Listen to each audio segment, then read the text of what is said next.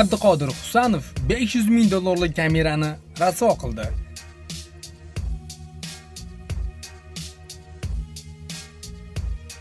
Xullas do'stlar, Kolumbiya O'zbekiston uchrashuvida Abduqodir Husanov hujumchiga qilgan podkast orqali Abduqodirning o'zi kamerachiga urilib ketdi va kamerachi ham o'sha yerning o'zi kamera ham bajog'i chiqdi.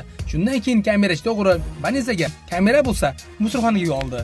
Abduqodir Husanov bitta podkast bilan butun stadionni shokka tushirdi. Gap shundaki, O'zbekiston va Kolumbiya o'yinida shunday holat yuz berdi. Kolumbiya hujumchisi Luis Diaz chap qanotdan qochayotgan payt Husanov oxirigacha kurashib chiziq yonida podkast berdi. Diaz yiqildi, lekin epizod shu bilan yakunlanmadi. Abduqodirning tezligi juda yuqori bo'lgani uchun u to'xtay olmay kameramanga ham borib urildi. Natijada taxminan narxi $500 ming bo'lgan Sony brendiga tegishli kameraga shikayat yetkazdi. Hozircha kameravaning ahvoli haqida ma'lumotlar yo'q. Lekin o'yindan keyin Abduqodir Husanov kameramanga o'z futbolkasini taqdim etdi. E'tiborlisi, futbolkada I am sorry, ya'ni meni kechir deb yozilgan.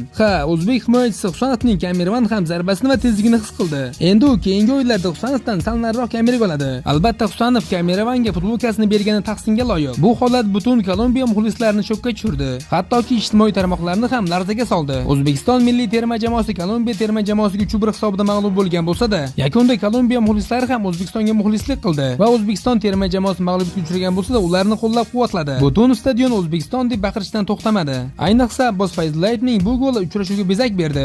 Endi terma jamoamizda ikkitagina imkoniyat bor. Biri Portugaliyaga qarshi bo'lsa, ikkinchisi Kongo davlatiga qarshi. Do'stlar, bu o'yinda faqat muxlislardan qo'llab-quvvatlashni so'rab qolamiz. Natija qanday yuz berishidan qat'iy nazar, biz 36 yillik orzuni amalga oshirdik. Futbolchilarimiz birinchi o'yinda ham borni berib o'ynashdi. Qolgan o'yinlarda ham borni berib o'ynashadi degan umiddamiz. Do'stlar, biz hamyurtlarimizni qo'llab-quvvatlashda davom etaylik. Unutmaylik, olisdan bo'lsa ham bizning qo'llashimiz ularga kuchli motivatsiya beradi. Do'stlar, hamyurtlarimiz uchun bitta mo'shni like-ni bosib, agar obuna bo'lmagan bo'lsangiz kanalimizga obuna bo'lishni unutmanglar. Jahon chempionatida eng qizg'in voqealarni bizning kanalda bilib olishingiz mumkin. Aytgancha, Abduqodir va kamerachi haqida o'z fikringizni kommentariyaga bildirib o'ting. Do'stlar, sog' bo'linglar.